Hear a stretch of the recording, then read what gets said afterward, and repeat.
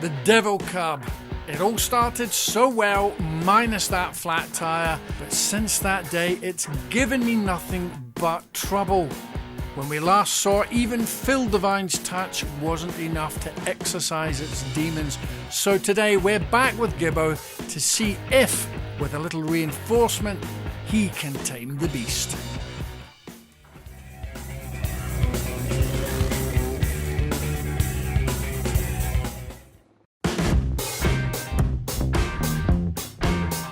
When we got to Gibbo's, the place was in full swing. Gibbo himself was making a few changes to customers' bikes, while 3-Speed Dave made some adjustments to his latest machine. Even Gary dropped by with his newest project after the 450 Cub, and he's going wide.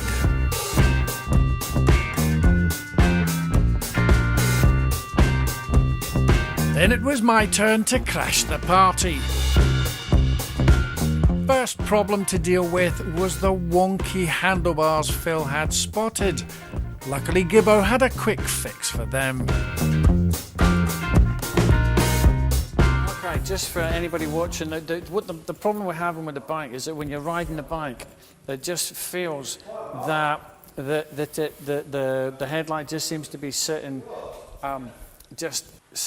off from what the wheel is. Just the same as when you're a kid. You would just have got off, you would have wedged it between your knees and you would have straightened it out. That's fine. So that's and also it also seemed to be a little bit higher on this side, which you can feel. Does that still feel higher on that side? Yeah. I'm going to say something preposterous like that's probably that. Actually, I don't know if it's just that. Because this is the lit side and I'm just seeing now, it actually optically looks as if this is higher. It's preposterous.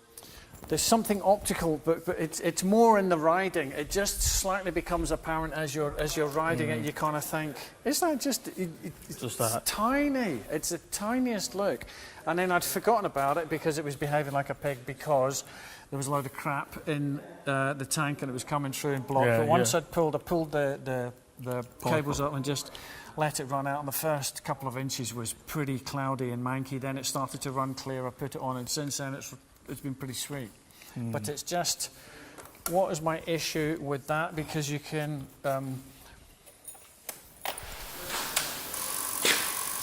hear it.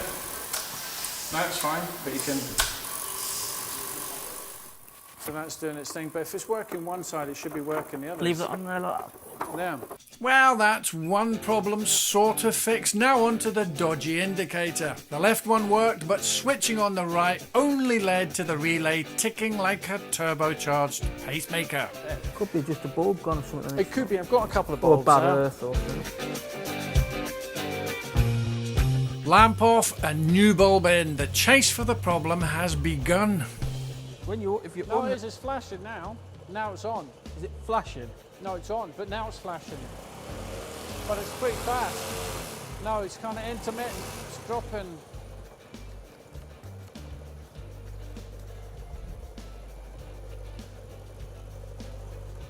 No. Well, I'll just see if I have got one of them. It could be that. Long story short, he didn't have a spare relay, and I still wasn't sure about those handlebars. And it's difficult to know, because let's crank it. So what was we doing before and you had it, the tip? What were we saying? Yeah. I really think this cub has finally driven me over the edge, and just when we felt like we might be getting somewhere. Is that to do? All right, that's that, right. And there. I just didn't like it and quit. Yeah. What is that? Off with the fairing, and now we can't even get a bloody spark from it. Sometimes it's sweet.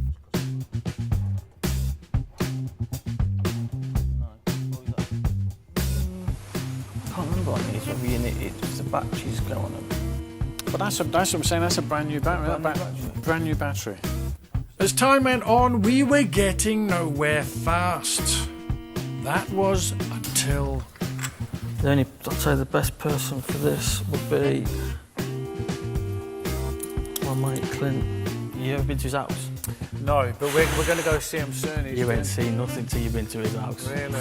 Oh no! Wait a minute. He's got a ton of cabs, hasn't he? All old ones. Actually, do we have his number now? How's it going, buddy? What are you up to? I was wondering if you wasn't up to anything. Basically, we've got, you know, Paul, who does the filming on your bike. World famous internet superstar. I've got them here, doing a bit of filming, and we're having a bit of struggle trying to get indicators to work on a 6-volt cub. All right then, buddy, nice one, mate. See you later, mate. Sad. Awesome, the call was made and the 6-volt Cub Supremo Clint was on his way.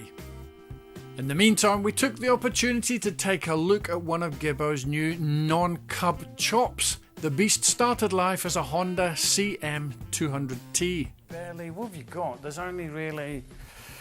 That's it, yeah. That bar. Christ, from the original from frame. The original. Yeah, just that, wow. That front tube. Okay, well it's looking pretty incredible.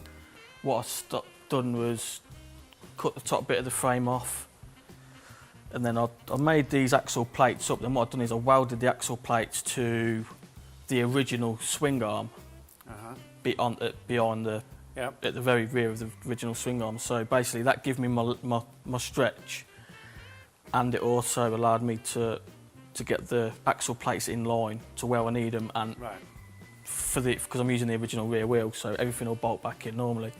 Put this tube in, tacked it up, because it's just all tacked up at the minute. I mean, I've got to clean all these welds up and redo them, but it's just to get it so it's there. Yeah, so put the axle plates on the original swing arm, and at that point I already had the original framing, but what I'd done was I cut, because it was a pressed steel frame, I cut a section out of the middle of it, and I cut the top off here of the original frame, so I could get this tube and it sit inside the original pressed steel frame. So then I know that tube was central then, and then what I'd done was welded these bottom arms. I made a bottom engine mount, which I've got. It's a bit square and ugly at the minute, but I've got to sort of clean them up. So I made these engine mounts so I could weld the bottom tubes from the axle plates to that, and then I welded the other side onto that, and then I tacked this main tube in, and then welded that to that. Then that pretty much give me the strength to cut the rest of the original frame away. And then I started, I'd done that bracket, and then I started doing these top tubes. That's just a temporary seat because I've got a new one coming. It was just so I could sit on it and get. Yeah, but it's all a mock-up, so you know where everything is, and everything is there. You get and then a template to work on. This is the front mudguard off it, but I'm not keen. I'm going to get a rounder mudguard, but it's just to put it there, just to get an idea of where I'm going to need to make brackets and stuff underneath. I've got a oil. I'm going to have a dummy oil tank there to where I can hold all my electrics. I'm going to. Because this is the original engine. Yeah, I mean, I've got this tank off eBay. It's a Wassel. I think it's a copy of a Wassel tank, but and what I've done is the channel was really shallow. So what I've done is I took it over to my mate who does like panel beating and stuff, and he's really good at this tin work, and he cut that out and tacked that in so I can finish welding that up. But I've not put the tabs on it yet because I don't know. I mean, I might want to raise it a little bit, or I'm not sure yet where I'm going to have it. So it's just to there. But as I was saying to you earlier, I've still got another brace to put in there. I mean, there's still a shitload of work to do. But the only thing now is I'm looking at the distance from the engine to the wheel there, and it's quite long. And you're sitting on it, and it's quite. I mean, I'm only small anyway, and I'm still. It just feels like this section of the frames. There's more space to be found. Yeah, I think it just the proportion of the bike, the front's real compact there, but the back's real long and low. So I'm gonna I'm going to cut there and there, and I'm going to bring this forward probably probably a couple of inch. But I'm going to try some Springer forks on it. But yeah, I'm still, like I say, it's still a long way. It is a long way, go. but the change, just coming in Yeah. and seeing visually the change. Still a way to go, but it's definitely looking good. Right then, back to the Devil Cub, and our man Clint has arrived. But look at that, with the power and the magic of a phone, we have Mr. Clint Hancock. Mr. Clint Hancock has about 25% of the total number of cubs in the UK, all of them 6 volt, so no pressure there, Clint. Can you make it work? Yeah, I think it's working anyway. It's the indicators. This has got a bad earth. That's all it is. How's that? That's absolutely it. The biggest fault on these bikes are the little screws. They just rust, and they just have to have a good connection. But trying to get the indicators off, that was another thing that Honda never improved on, was the little screws in here. The damp would get in, the water would get in, and the screws would rut and they'd break. Yeah. And 9 times out of 10, you probably have to get a new cover or break the lens to get the screw up. Yeah. There's a fault on this, and that's all it is. What's the magic? How do we fix it? Right, okay, we're going to test it. So how we test it is, we'll get the blue and the orange. One side's blue, this side, and one side's orange. So we'll pull the wires out and we'll swap them around to see which is okay. And that's how we'll run through it, and we'll start from there. So effectively, we want that indicator flashing. We'll change the wires over, and we'll change the switch ups if you're going right. Okay. And that indicator should flash again. So we're actually taking the power to that light onto that. Right. And that'll run through the whole wiring. But 9 times out of 10, if your backlight's flashing or it's just on, there's a fault with the light. We know there's an earth here. Right. And it either needs earthing or it needs completely stripping down and just grinding a little bit and just to get a bit of metal to metal. Yeah, okay. We can do that now, so if we can find a screwdriver. Whoa, how's that? In no time at all, Clint was on the case.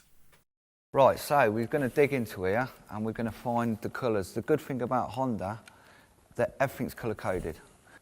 Don't be weird. If this is the first time you attempt that, when you're looking, that's a little bit daunting. That looks worse than spaghetti carbonara. It does, but that colour-coded, it's not that bad. Right, so we've got a black wire here with the orange little thing tag on, blue one. Oh, right, the older ones had the colours. So right-hand indicator, it's got a little bit of blue, and left-hand indicator, a little bit of orange. And I'll move the handlebars over. You can see the blue wires. And it's blue and orange throughout the bike, going right to the back. I mean, one's for the right, one's for the left. So, we've disconnected both, and all we're going to do is, we're going to put the orange we're going to swap them around so the different indicators come on. And that's a quick way of checking your whole wiring loom, basically, and you can check the switch as well. So, right, so we know that's working. We're signalling right now to go that way. Yeah, but hang on. No, don't worry about the back. No, okay, so, but right, hang on. But as you've done that, so back right's come on, front left's come on. Yeah. So that would what's happening is we took that wire from there, and we connected it from there. Okay, so the back would still be to there. Yeah. It's just the front. It's just the front. Right. And what that does, that checks your whole wiring, checks your switch, and that's all right because we haven't got that one wired up. Okay, but that's just come on solid on. Yeah. Not bothered about that. Okay. Not bothered about it at all, because if we change it around again, that would come on. Okay. And there we are there. Right. Okay. Good. So we know it's not the wiring. We've took it right to this. This is a problem. Well, either we'll clean it off, or we'll put a new wire to it, to the screw, and we'll earth it off one of the earths, and that's basically it. All you need is a handy Clint around, and that's what you get. It's years of doing these old bikes. I mean, this one's a Okay, but C90zz. Yeah. As they're known to almost everybody who's got them. The Devil Cub, don't buy one. These ones are pretty moody. They are, because yeah. once the battery goes down, you've got a choice of lights at night, or you've got a choice of driving at home.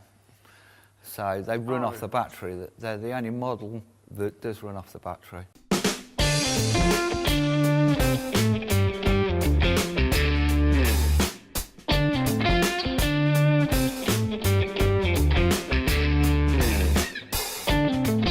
One problem down, many more to go. So, for all you people out there, I hope we've took and cleared a proper heartache on the 6-volt. What a good fix, Clint. A good fix. And that's years of getting it wrong. That's the only way you learn, is getting it wrong. Of course you do. You don't learn getting it right, do you? Just do it down. So we're going to button that up, and then you're going to take it for a quick spin. I don't mind. And then you'll have you can give us your thoughts on it. I'm not the greatest fan of these 90s. You're not the greatest fan of them? No. You'll have to have a spin on one of my 70s. Oh, you're a 70 man? I'm a 70 man. These are going to go really big shortly. All right, another 2 years, they'll go to 3,000-4,000 quid. Yeah? I think the Cub things, I mean, they're sound, but they might go out of fashion. You know, like the Lambretta, the Rats and all that lot. They do go out of fashion, then everyone's looking for originals. And it probably won't be these, it'll probably be the square one. There you go. In future, when you're about to start a how much is it worth thread, remember, only take the replies that state £2,000 up seriously. With the indicator fixed and the bike running again, for now, I took it for a spin. Something just didn't feel right, however. Gibbo gave it one more spin and the problem revealed itself. The rear wheel was out of alignment. When the wheels are out of alignment on a bike, you will best notice when you're riding behind them or you're looking at them riding away from you, because the wheels should one directly follow exactly in line with the front one. When that's not the case, the bike just seems to be riding slightly at an angle, sort of crabbing. But you'll just see it. They just do not. You'll see the front wheel past the back wheel. You can't have that. It affects the riding and it massively affects the safety. A quick realignment and she was purring. But was that the end of the drama? Well, for now. But as you'll see in future episodes, the Devil Cub has a few more tricks up its sleeve. Be sure not to miss out on what happens next by hitting that subscribe button. Until then, you've been told, on your bike.